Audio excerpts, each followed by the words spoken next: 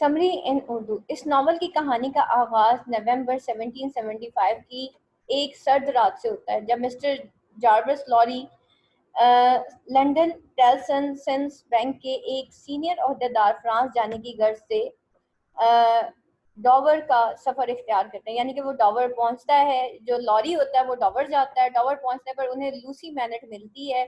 दोनों की मंजिल पेरिस है। दोनों जो है वो पेरिस जा रहे हैं। एक्चुअली वो क्यों जा रहे हैं, क्योंकि वो अपने जो लूसी है वो अपने बाप को लेने जा रही है। पेरिस पहुंचने के बाद दोनों पेरिस के मजाफात सेंट एंटन के करीब एक में खाने जाते हैं, जो मिस्टर एंड मिसेस डिफाजे की मलकियत है।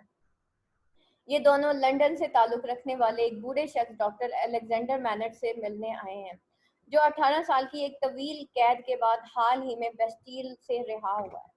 तो यहाँ पे क्या है कि पेरिस पहुंचने के बाद दोनों पेरिस के मज़ाफ़ात जो हैं, यानी कि सेंट एंटन के करीब एक में खाना जाते हैं, जो मिस्टर एंड मिसेस डिफाजे की मलकियत है। यानी कि मिस्टर एंड मिसेस एक मैं खाना, यानी कि वो जो है ना वाइन वाला, जो कल हमने पढ़ा था कि वाइन शॉप है, तो वहाँ पे वो दोनों जो है वो पहुंचते हैं, जो कि मिस्टर एंड मिसेस डिफाजे के अंडर होते हैं। ये दोनों लंदन से ताल्लुक रखने वाले एक बूढ़े शख्स डॉक्टर अलेक्जेंडर मैनेट से मिलने आए हैं, जो 18 साल की तवील कैद के बाद हाल ही में बेस्टील से रिहा हुआ है। एक्चुअली ये बेस्टील से जो है वो प्रेजेंट होता है और वहाँ से वो आज़ाद होता है। तो वो डिफार्जे के जो वाइन शॉप है वहाँ जाते हैं, ताकि वो जो है अलेक्जेंडर मैनेट को वहाँ से कलेक्ट कर सकें। दर हकीकत मैनेट एक फ्रांसीसी बाशिंदा, actually he belongs to the France. 18 साल पहले अपनी बीवी और 2 साल की बेटी छोड़कर अचानक मंजर आम से गायब हो गया था। इसकी बीवी अपनी छोटी सी बेटी को साथ लेकर आबाई वतन इंग्लैंड वापस चली जाती है। बाद अज़ा अपनी बेटी लूसी को टेल्सन बैंक की जिम्मेदारी पर छोड़कर मर जाती है। यानी कि ये टेल्सन बैंक में असल में काम करता होता है। तो क्योंकि उसका हस्बैंड एम्प्लॉय होता है टेल्सन बैंक का, तो वहीं पे वो अपनी बेटी को उनके हवाले करके और वहाँ पे उसकी डेथ हो जाती है। वही बच्ची जो अब के एक नौजवान लड़की लूसी है, मिस्टर लॉरी के साथ पेरिस में मौजूद है।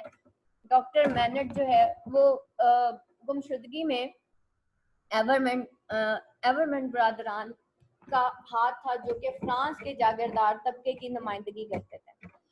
अब क्या हुआ था कि एक्चुअली ये जो लड़की है लूसी जो है वो मिस्टर लॉरी के साथ पेरिस में मौजूद है। ठीक है, अब वो डॉक्टर मैनेट की गुमशुदगी में सबसे ज्यादा जो हाथ था वो एवरमॉन्ड फैमिली का था, जो डार्सी एवरमॉन्ड की फैमिली थी।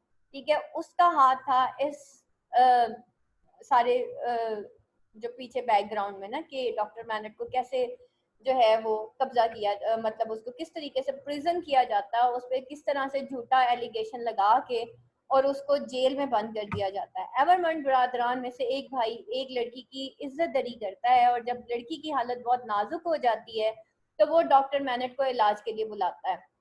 इस बदनसीब लड़की का भाई अपनी बहन की इज्जत को एवरमॉन्ट जैसे लोगों से बचाने की कोशिश में खुद भी जख्मी हो जाता है और एक हफ्ते बाद मर जाता है, और बाद में बेचारी लड़की भी चल बसती है।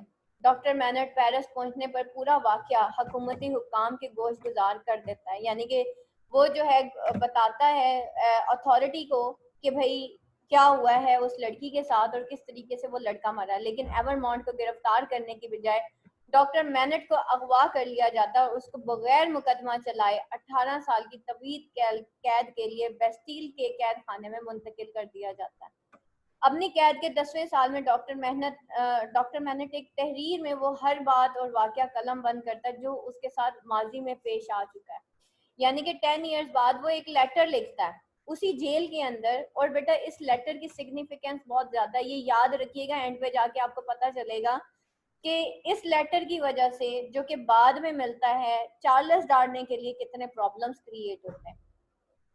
तो वो उस लेटर के अंदर वो पूरा वाकया लिखता है कि किस तरीके से वो जेल में गया, किस तरीके से उसके ऊपर मुकदमा चला और किस तरीके से वो एक झूठे मुकदमे की वजह से इस प्रिजन में है।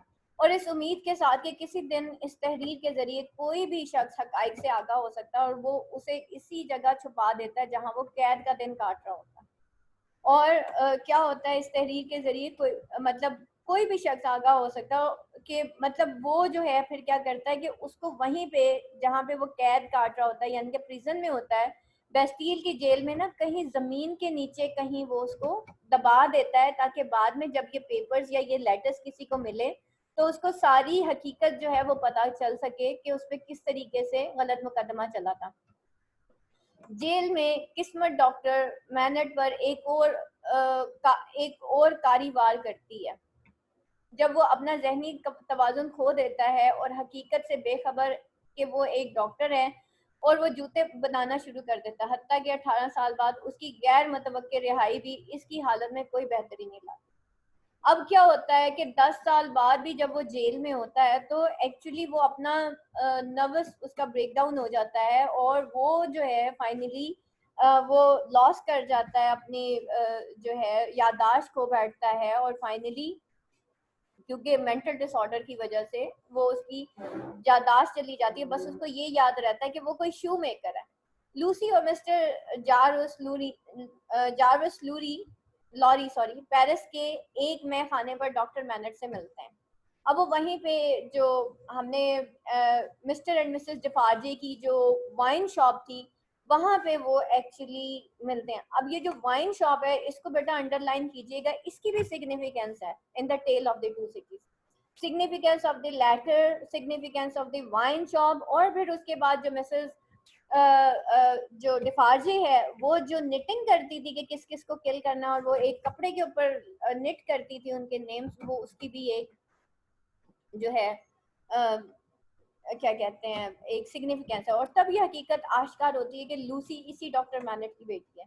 बाद आजाद लूसी और मिस्टर लॉरी डॉक्टर मैनेट को साथ लेकर लंदन की तरफ आजम सफर हो जाते हैं, यानी कि अब वो दोनों लंदन चले जाते हैं तीनों।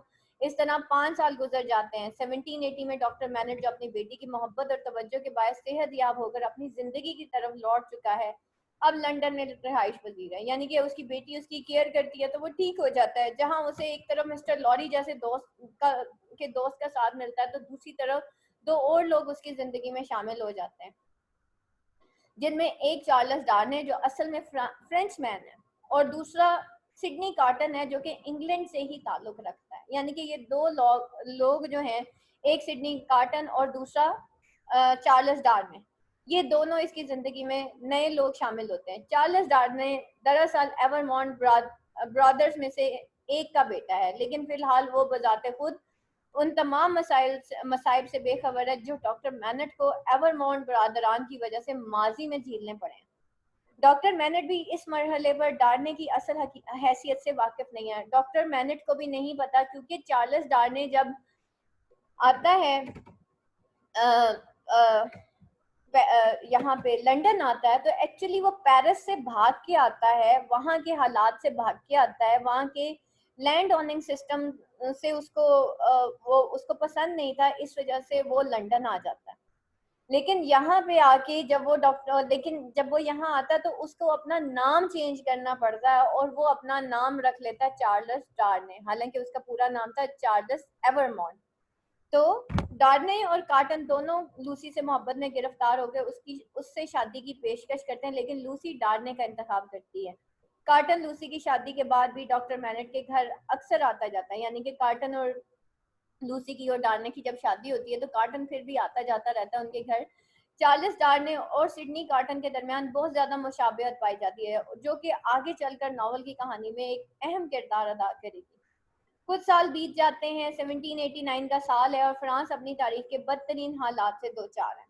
सेंट एंटोइन के बाशिंदे मिस्टर और मिसेस डिफाजे की सरबराही में बगावत के लिए उठ खड़े होते हैं।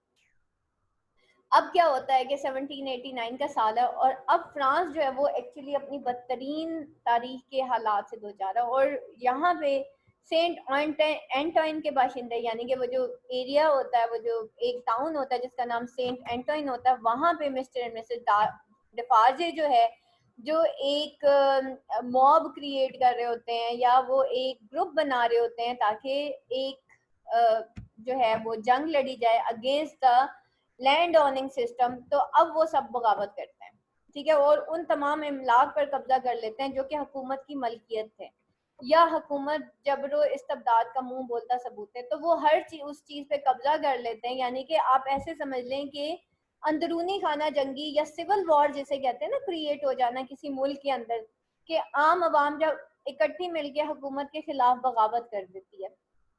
तो ये सब यहाँ पे होता है। 3 साल बाद सियासी हालात में कोई बेहतरी आने की बजाय फ्रांस मजीद तबाही की तरफ गामजन है। फ्रांस के बादशाह और मलका को महल से निकालकर जेल में डाल दिया जाता है। टेल्सन बैंक मिस्टर लॉरी को अपनी पेरिस ब्रांच से मामला संभालने के लिए फ्रांस भेजता है।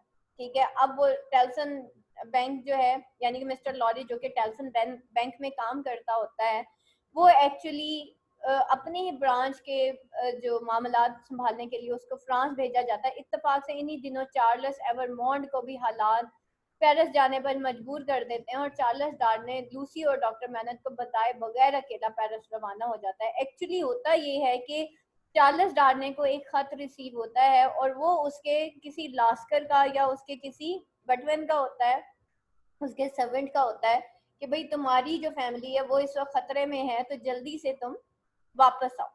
तो दैट्स वाई, और उस खत के ऊपर जो चार्ल्स डार्ने हैं उसका नाम चार्ल्स एवरमॉन्ड लिखा होता है।